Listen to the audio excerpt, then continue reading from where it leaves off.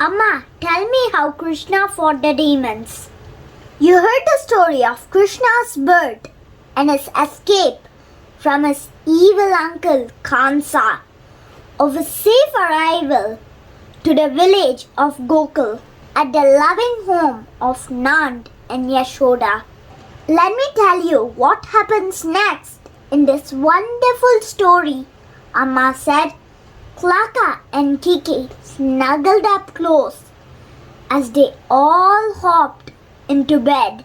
On learning Krishna had escaped, Kansa's rage knew no bound. Summoning the demons, Putana, she screamed, "I want that baby found." Gladly she went, the wicked Putana, causing havoc across Mathura, most dreadful, seeking out babies across the entire kingdom till finally she heard of the newborn in Gokul. Once there, she magically changed her form into a heavenly being, thus fooling everyone. "Dear lady," she warmly greeted Yashoda, "the gods have sent me to bless your son." Beguiled by Putana's magical form, Yashoda showed her to Krishna's room. The demoness picked up the sleeping baby and hissed, "Wake up and face your doom." Putting Krishna to her breast, she urged the baby to have his fill. You see, Putana's breast milk was poisonous, and that was how she had planned her kill. But Krishna was no ordinary baby. At once, her evil plan, he guessed. The poison could do no harm, so he put his lips upon her breast. Sinking his teeth deep into her flesh, he bit her with all of his divine might.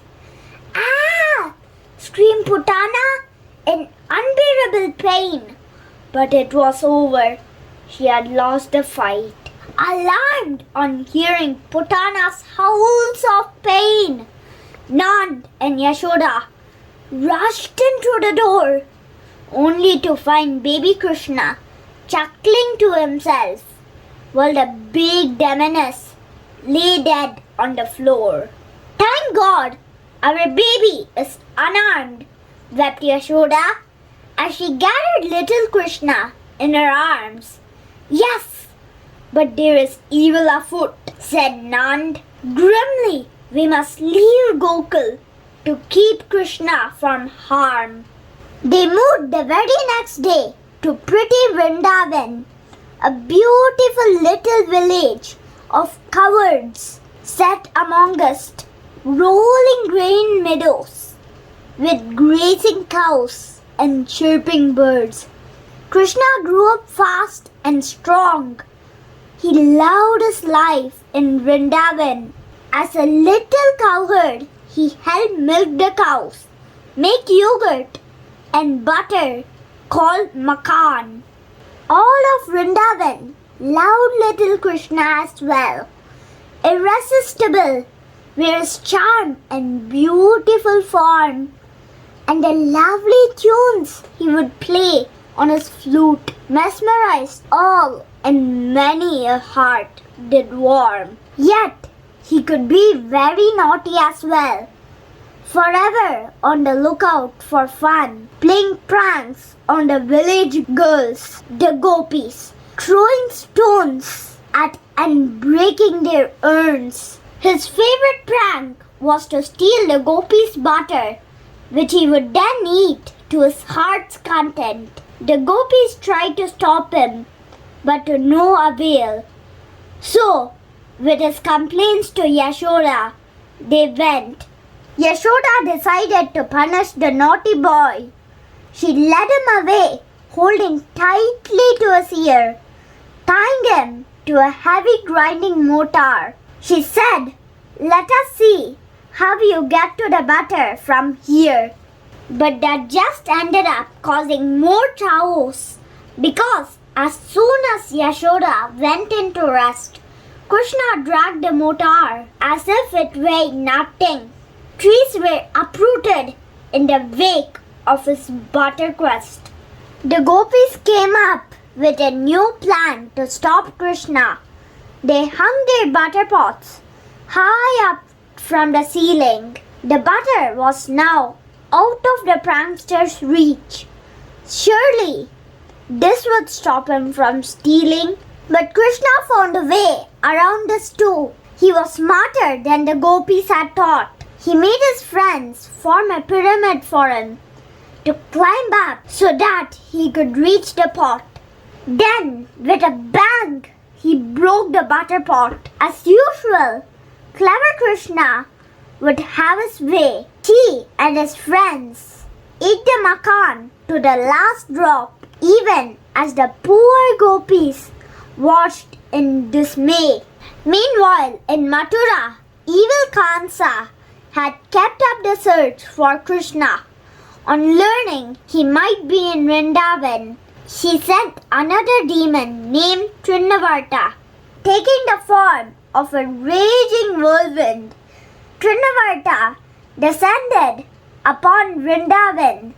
The bright day turned suddenly dark as a great dust storm hid the sun. Trinavarta swooped down on Nan's house. Everyone was blinded by dust in their eyes.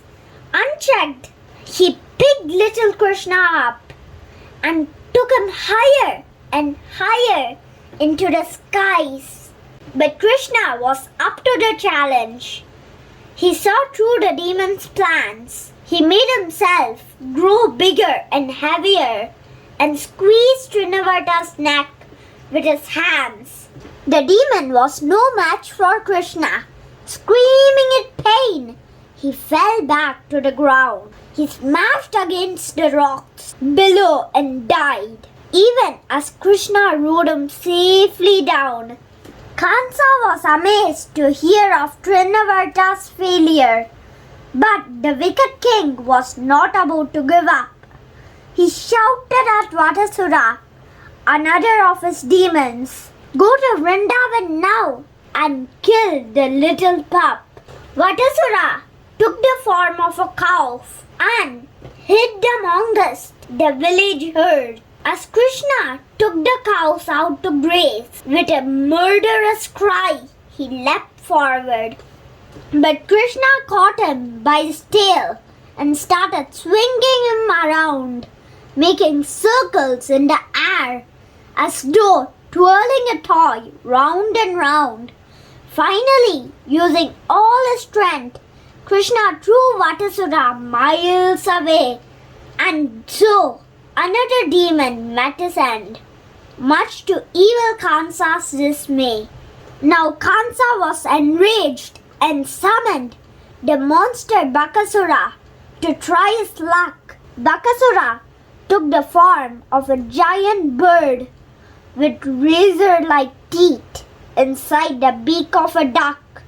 Seeing Krishna and his friends playing on the banks of the river Yamuna, Bakasura swooped down on them and in a single breath swallowed Krishna. "I have killed Krishna!" screamed Bakasura as he flew back up high in the sky. Krishna's friends watched, horror-struck. They thought Krishna was dead and started to cry. But Bakasura had spoken too soon. He would choke on his own words, for Krishna had wedged himself in his throat, ready to bring the fight to the bird. Krishna climbed up to Bakasura's mouth and started to stretch open his beak. He pushed it so wide that it snapped in two, and Bakasura fell dead with a painful shriek.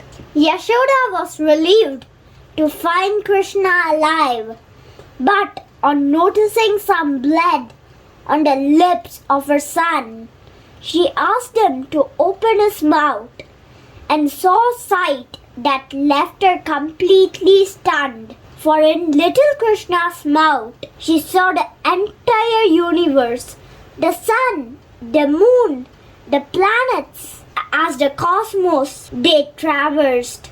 Remember, he was Lord Vishnu himself, who to rid the world of evil Kansa had come down to earth as a human in the beautiful form of beloved Krishna. So Klaka, whenever evil threatens the world, to protect us all, God himself arrives. No force is ever able to stop him, for in the end, goodness always survives.